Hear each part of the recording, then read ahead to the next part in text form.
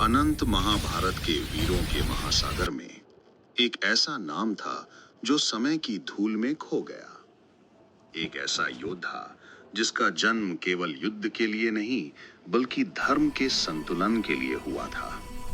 आधा मानव, आधा दिव्य, पर संपूर्ण रूप से अद्भुत। उसका नाम था बल्लाल सेन। भीम का पुत्र, घटोत्कच का पुत्र, वो वीर जिसकी आत्मा देवत्व से भी गहरी थी। कहीं हिमालय की निस्तब्ध घाटियों में, जहां तारे धरती को छूते हैं और हवा में भक्ति की गूंज सुनाई देती है, वहीं घटोत्कच राक्षसों का महाबलवान पुत्र एक यक्षिणी से मोहित हुआ।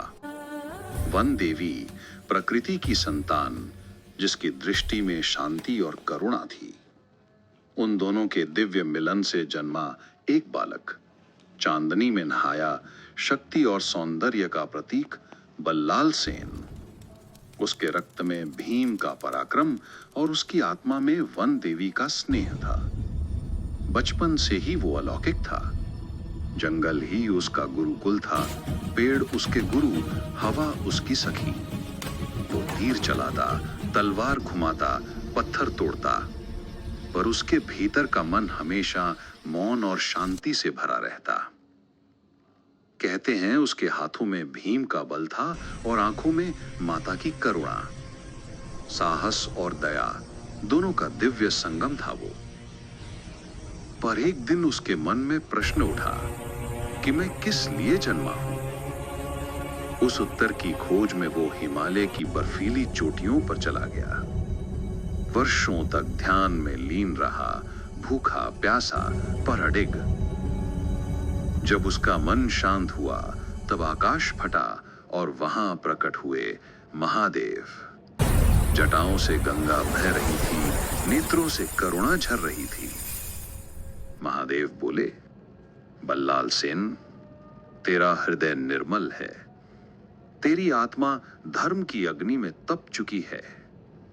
मैं तुझे देता हूं 3 दिव्य बाण, त्रिवेणी अस्त्र। पहला जो अधर्म की सेनाओं का नाश करे, दूसरा जो असत्य के पर्दे को चीर दे, और तीसरा जो हर वार के बाद अपने स्वामी के पास लौट आए। और उसी क्षण से बल्लाल सेन बन गया शिव के 3 बाणों का रक्षक, धर्म का प्रहरी, संतुलन का प्रतीक। जब कुरुक्षेत्र में युद्ध के नगाड़े बजे, धरती कांप उठी, आकाश में शंख की गूंज गूंजने लगी, तब बल्लाल सेन भी पहुंचा। पर उसका व्रत सबसे भिन्न था।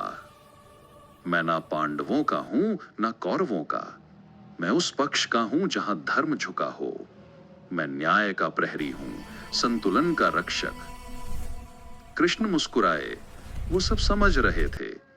वो जानते थे कि यदि बल्लाल सेन युद्ध में उतरे तो ये युद्ध कभी समाप्त नहीं होगा, क्योंकि वो हर बार कमजोर पक्ष का साथ देगा और संतुलन सदा डगमगाता रहेगा। कृष्ण ने कहा, तेरा संकल्प पवित्र है, पर तेरी शक्ति धर्म को भंग कर देगी। बल्लाल सेन ने शांति से मुस्कुराकर कहा, तो मेरी शक्ति अब आपके कार्य आए प्रभु। और उसने अपना मस्तक प्रभु के चरणों में समर्पित कर दिया। कृष्ण की आंखों में करुणा और गर्व का सागर उमड़ आया। उन्होंने कहा, तेरा त्याग, तेरा बलिदान युगों तक स्मरणीय रहेगा। फिर उन्होंने उस तेजो में सिर को एक पवित्र वृक्ष के शिखर पर स्थापित किया, जहां से बल्लाल सेन पूरा कुरुक्षेत्र देख सके। और वहां से उसकी दिव्य दृष्टि देखती रही अर्जुन के बाणों की वर्षा, भीष्म के तीरों का वेग, दुर्योधन का अभिमान और कृष्ण की दिव्य लीला। वो मौन रहा, पर उसकी मौन दृष्टि स्वयं धर्म का साक्षी बन गई। युद्ध समाप्त हुआ। रक्त के बाद शांति का सवेरा आया। सूरज की पहली किरणों ने देखा वो वृक्ष अब भी चमक रहा था, जैसे उसमें कोई देवता वास करता हो। गांव वाले वहां पहुंचे, हाथ जोड़कर नमन किया, दीप जलाए। और वो स्थान बन गया पवित्र तीर्थ।